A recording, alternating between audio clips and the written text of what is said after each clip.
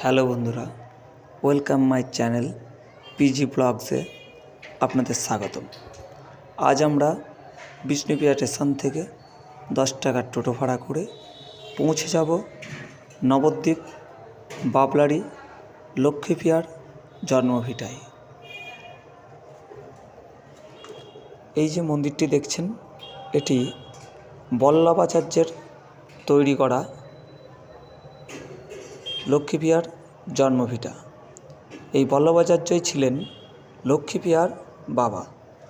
এই লক্ষ্মীপ্রিয়ার সাথে মহাপ্রভুর বা চৈতন্যদেব অথবা নিমাই পণ্ডিতের বিবাহ হয়েছিল। এই লক্ষ্মীপ্রিয়াই ছিলেন নিমাই পণ্ডিতের প্রথম স্ত্রী লক্ষ্মীদেবী। এই লক্ষ্মীদেবীকে বিয়ে করার 2 বছর পর লক্ষ্মীদেবী সর্পদংশনে মারা যান বলে কথিত আছে। এই লক্ষ্মীপ্রিয়া মন্দিরটি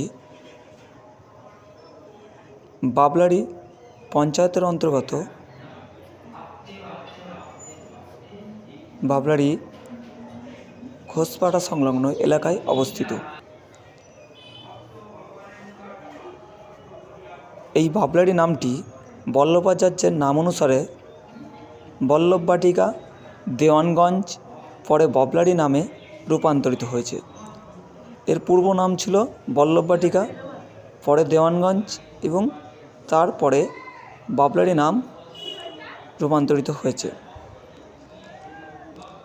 আপনারা দেখতে পাচ্ছেন লক্ষ্মীপ্রিয়া দেবী ও মহাপ্রভুর মূর্তি।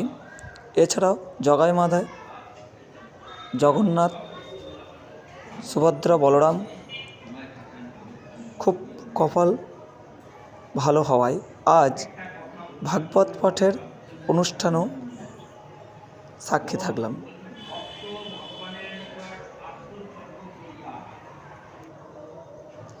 এর পাশেই আছে মহাদেবের একটি মন্দির, রোহিতেশ্বর মহাদেব। এই রোহিতেশ্বর মহাদেবটি লক্ষ্মীপ্রিয়া মন্দিরের সাথেই গড়ে উঠেছে।